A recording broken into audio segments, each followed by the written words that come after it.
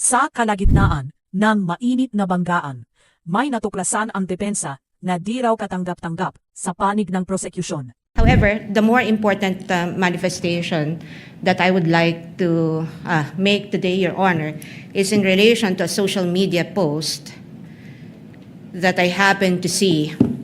And this was posted at 11:29 a.m. by one of the private prosecutors, Atty. Amando Ligutan, posting that a principal or lawyers and law students know by heart misleading questions are not allowed even in cross-examination. Now, this was posted and picked up by Inquirer.net at 11:29 a.m. today. And I surmise that this has something to do with the exchange between the private prosecutor, Atty. Kapunan, and the defense counsel, Atty.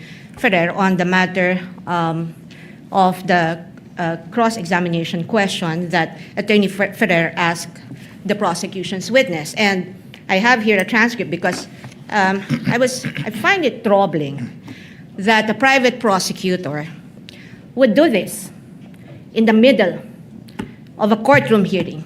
Because as far as I'm concerned, impeachment court is also a court of decorum.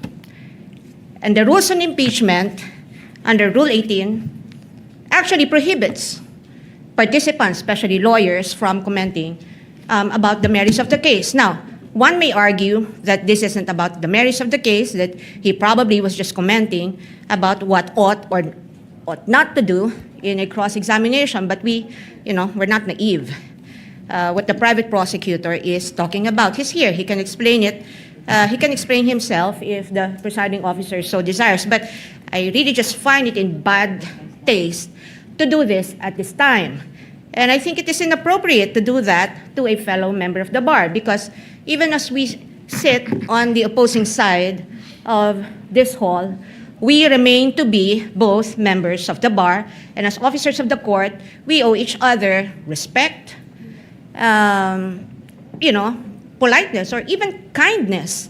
And it doesn't take one to be a lawyer to know that the first thing that our parents teach us to do is humility. Your Honor? No, I'm not yet done, Your Honor.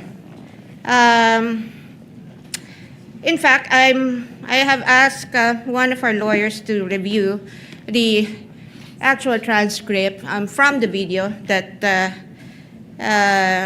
transpired between the prosecutor and Attorney Ferrer, and it would seem that in the heat of the exchange, or in the passionate exchange of the arguments between the prosecutor and Attorney Ferrer was not even actually referring to misleading questions as allowed, as implied in the social media post of Attorney Ligutan. In fact, it's here. The court can confirm this from a replay of the video. Attorney Ferrer, sinabi ho ba yan sa JC na dapat may mahuli? The witness answers, ang nakalagay po kasi sa JC under 4.8.2 ay proof of success. Attorney Ferrer, hindi. Sorry, Your Honor, please. Attorney Kapunan, let the witness answer, Your Honor. Mr. Presiding Officer, can the counsel be instructed not to stop the witness mid-sentence, Your Honor? Attorney Ferrer, Your Honor, please, can the witness be directed to just answer with yes or no? The counsel has her time to ask clarificatory questions later during redirect, Your Honor. And Attorney Kapunan, not all questions can be answered by yes or no. This is the meat of the contention of the argument between Attorney Kapunan and Attorney Ferrer. Attorney Ferrer responded, I am on cross, Your Honor, please.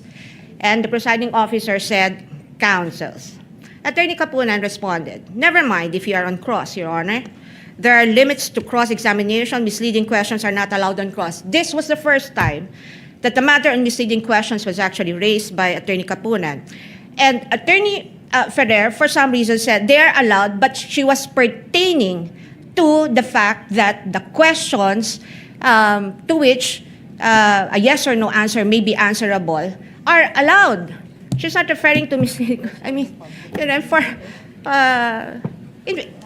effect, Attorney Ferrer was only saying that leading questions are allowed on cross-examination, not misleading questions, and yet we have a private prosecutor immediately taking to social media and posting this, implying something against the defense counsel. We will not have this.